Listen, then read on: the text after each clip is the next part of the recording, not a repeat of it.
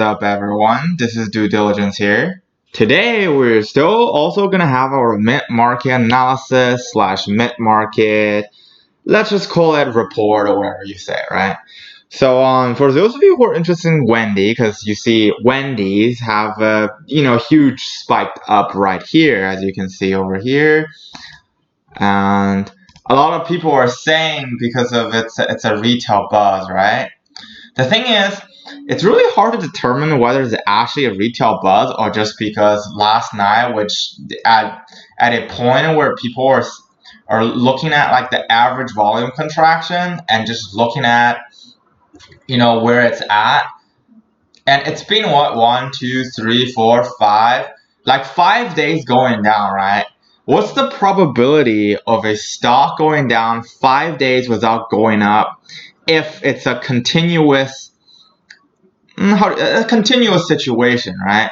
So as we all know, that the stock market goes up more than goes down, and for a stock, if it's making a profit, then that usually means that it goes up more than goes down. I'm not talking about the percentage of going up is more than the percentage of going down, right? I'm talking about just the pure share price. For example, today it could be at $2 and tomorrow it goes to $2.2 and then the next day it goes to say $2.5 and all of a sudden it dropped to $2 again. And then wait, 1, 2, 3, 4, the fifth day it goes up to $2.5 again. And the sixth day it goes down, right? Say $2. So then I'm not talking about like the proportion of the stock that goes up. It's the percentage change every day. The positive percent change is bigger than the negative percent change. I'm not saying that, okay? That's not I'm saying. What I'm saying is, just by looking at the thing, we know that the probability of a stock going up is more than the probability of a stock going down. Okay, before I get into anything important today, let me restate this again.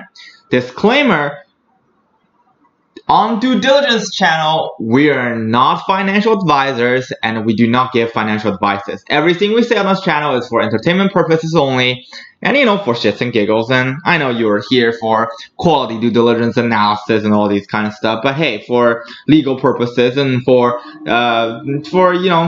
making sure that we're not influencing the market or doing any market manipulation down the road when we have more than 2K subscribers or something like that. And after looking at a bunch of YouTube channels, I know a lot of them does not have the technical background to really give you an in-depth analysis of a lot of stocks. But we do. See? That's why down in the road, maybe half a year, maybe 3 months later, we're going to have enough subscribers to monetize. And I also have a monetization plan for you guys that every subscriber on our channel is going to have a share of eventually some profit of how we're going to make the profit in the future. But you will see, it's a elaborated plan, and the prerequisite is that we actually get there. Okay? All right, let's talk about Wendy's, okay? A lot of people on Wall Street Bets are talking about Wendy's because it went up a lot. But hey, guys, if you look at the formation, what does it remind you of?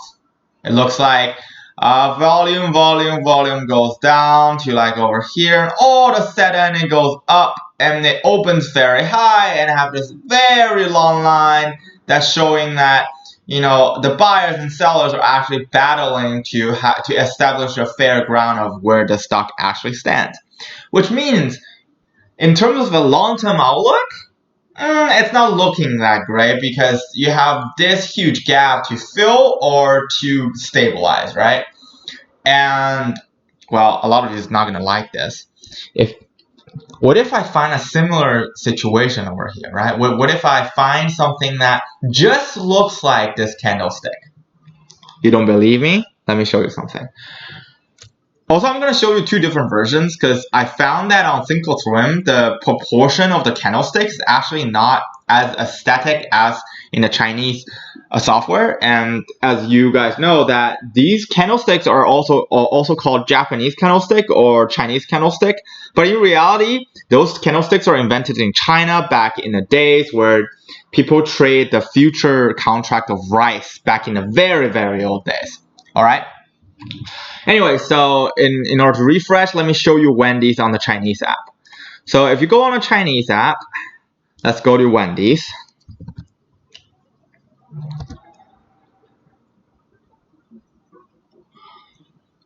And let's go to the daily chart. Just as usual. Oh, see, now we can't find a really similar formation because it's basically dropping, dropping, and dropping. And keep in mind, guys, today the entire Dow Jones index actually went down and then it recovered, right? So when you recover those volume, you actually don't make, when you recover from a lower point, you actually don't make as much money as if you open flat and going high. And another thing I'm talk about is, today is Tuesday. Tomorrow usually is where, Fed have some interesting information about the market, whether interest rate goes up and down. And today is like, about a week after the stimulus checks comes in, a lot of people already spend their money. And today is also the date where, a lot of places announce the increasing inflation, talking about inflationary risk. But guys, think about it, right? If you worry about inflationary risk, what are you gonna do? Put money in a bank? Hell no, dude. If you put money in a bank, that means your money depreciate even more. So you have to put it somewhere, right? I mean, the Bitcoin drop is kind of anticipated because when in an inflationary market, when you have something that is not backed by something physical, and I'm sorry guys, yesterday I made a video about Bitcoin. I'm talking about like buying a dip and everything, which is right. I have a price point I set up in my mind. And I don't really want to tell you guys that because, I can get in trouble, but I do have a price point where I did a volume contraction and increase analysis on a lot of the big crypto space, and I set a price point, and hopefully at that price point I'm going to buy in and I'm going to make a video. But right now, I suspect that a lot of people actually take out a lot of Bitcoin positions and they're going to reinvest in the market a little bit when the market contracts a little bit, and then they're going to try to push for an all-time high again, and then the market is going to rebound. Correct or rebound, whatever you call that. Correction happens. So as you can see, if you look at Wendy's chart over here, you will see something really similar if you go to GME. It looks exactly like this. You see? Interesting, isn't it? That means tomorrow it's gonna open low a little bit, and then it's gonna push for a all-time high, and then the stock's gonna settle a little bit. I mean, it's a classic example of you exhausted a lot of forward momentum by just pushing up too quickly for a stock, right? And for those of you who are looking for AMC update, as of right now, which is 9:30 Pacific time, AMC is trying to establish a lower support line over here, but don't worry, there's another support line over there, right? And here there's actually some volume support. As you can see, around this point, it has some volume support over here, and a lot of people's cost of goods sold, or their cost is at here, which is, let's see, how much is this? $55, right? At 55 is where a lot of people's cost at. And, most likely it's going to rebound back to 55, wiggle it a little bit, and probably close it up like over here or close it down over there. Not really matters. Doesn't really matter in the long run per se. But as you can see, a bunch of people are selling right now. A bunch of people are selling and selling and selling. That happens, okay? That happens every single day. And for a BB again like me, let's look at BB. See, today I have two price points that I set, which is 1563 for me, it's a buying point. I got it from doing local man and local min analysis for yesterday's price, and a lot of people calls are at yesterday's market close, which is on which is 1577, right? And today I think we're just gonna battle 1577, and we're gonna wiggle around and around and around and around. Bunch of hedge funds are shorting again. I don't even think they're gonna cover in the next like 12 days or so. Because I made a prediction about a week ago. I'm saying that there's a huge volume spike last week, and you see AMC going up like as far as 105%. That's why the volume is going to settle down a little bit for like the next 19 days. I could be wrong, but usually I'm right. So for those of you who are holding like me, it's a patience game, really. And maybe you have freed up capital by the dip a little bit, or maybe not.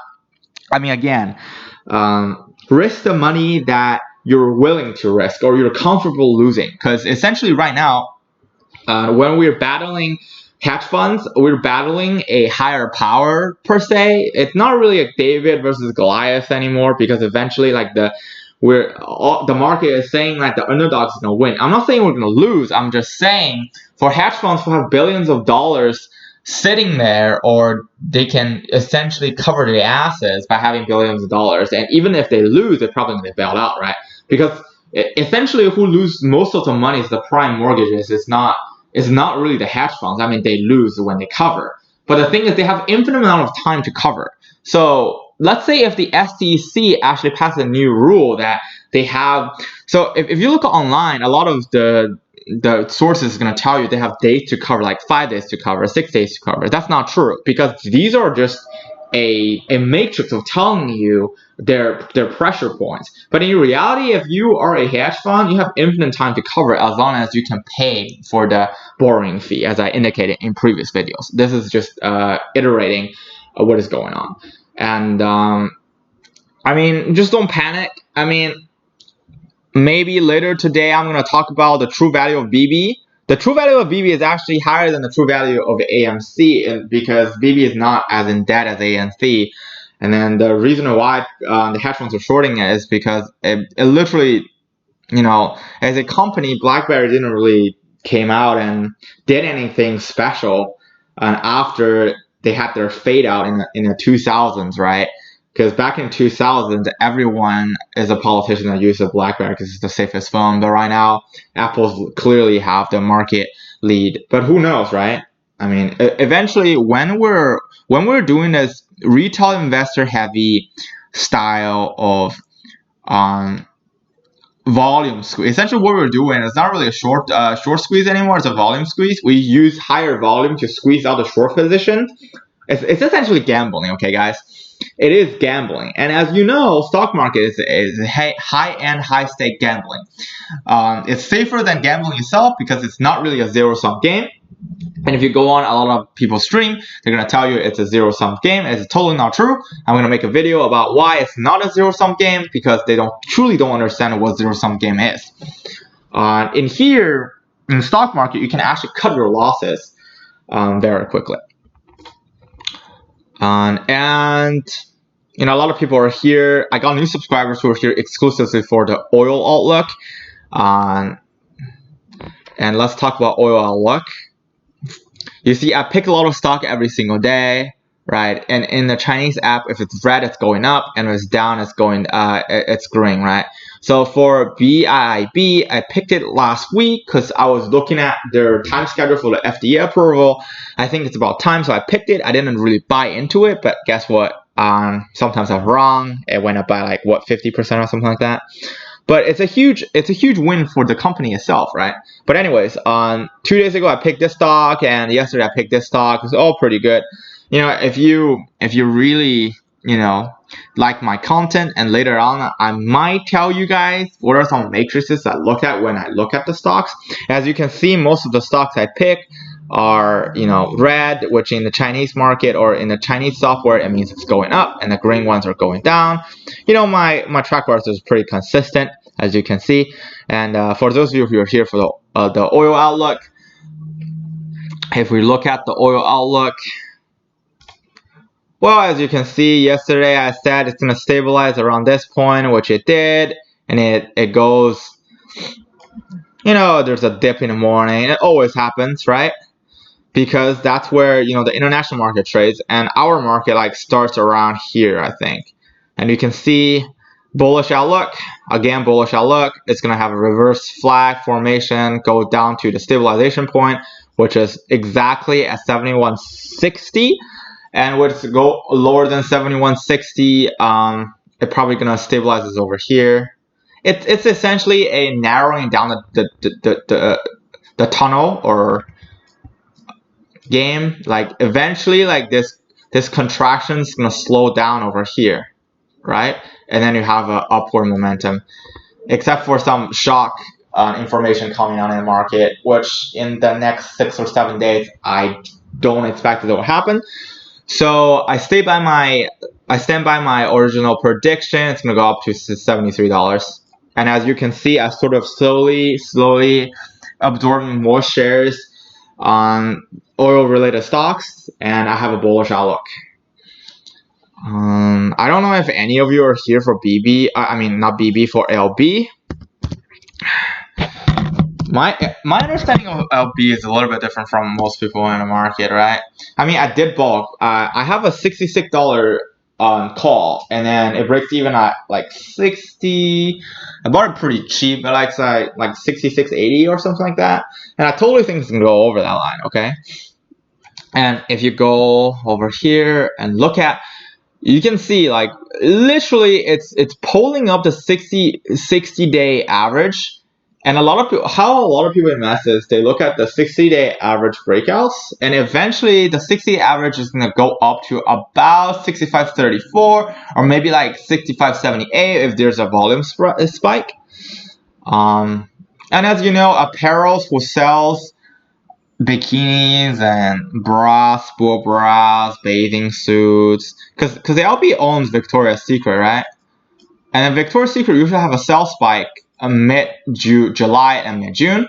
So basically the market is anticipating an increase. That's why it pulls up. See, when you look at like these contractions, you see it pulls up the average price a little bit every single time, okay? And I think on Thursday and on Friday, it's have a bullish outlook. And if you look at the option chain, same thing. I think the majority market is bullish on this one too. I think on Wall Street, the target is 74. So we just need to be patient in here. All right. I think this is it for the mid-market analysis / outlook / prediction / the due diligence mid-market show. And I mean, guys, good luck on whatever you're long on. And for those of you who are holding AMC and GME, good luck. And as usual, gotta say, we're not financial advisors. We do not give financial advices. This channel is for entertainment purposes only and just for giggles. Alright, guys, that's it. See you on the other side.